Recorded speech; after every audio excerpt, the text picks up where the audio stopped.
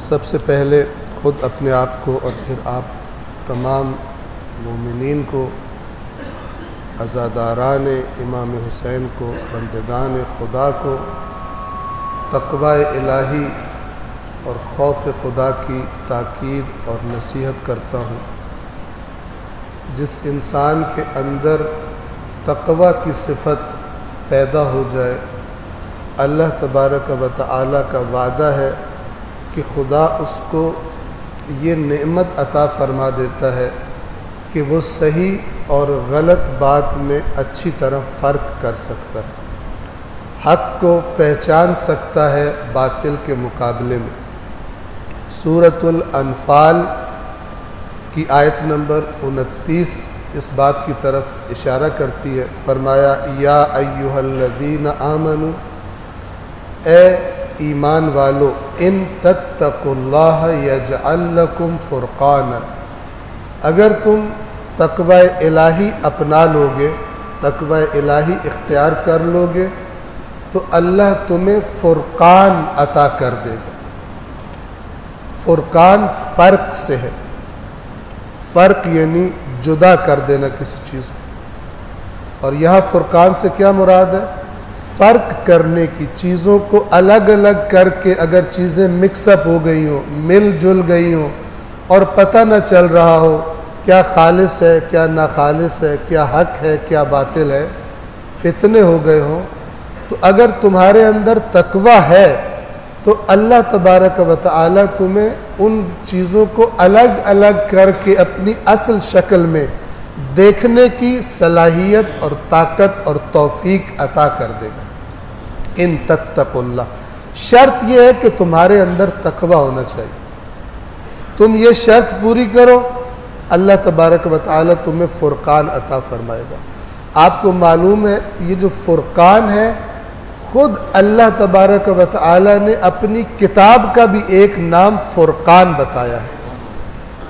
एक सूरह है पूरी कुरान में, सूरतुल फ़ुरक़ान, जिसका आगाज़ यहाँ से होता है, तबारकल्लज़ी नज़्ज़लल फ़ुरक़ान अला अब्दिही लियकून लिल आलमीन नज़ीरा। बाबरकत है वो ज़ात जिसने अपने बंदे पर फ़ुरक़ान नाजिल किया। फ़ुरक़ान नाजिल किया यानी ऐसी किताब नाजिल की है कि जो किताब इंसान को हक़ व बातिल में फ़र्क करना सिखा देती। ये नाजिल किया है किस लिए? लियकून लिल आलमीन नज़ीरा, ताकि तमाम आलमीन के लिए ख़बरदार करने वाला हो। इस कुरान के ज़रिए रसूलुल्लाह की क्या ज़िम्मेदारी है कि वो ख़बरदार कर दें कि ये खुदा का पैगाम है, ये खुदा तुमसे चाहता है, इससे खुदा तुम्हें रोकता है, ये तुम्हारे अच्छे कामों का नतीजा है, ये तुम्हारी नाफरमानियों का नतीजा है, वाज़े करके बता दे। इसलिए कुरान को फ़ुरक़ान कहा गया।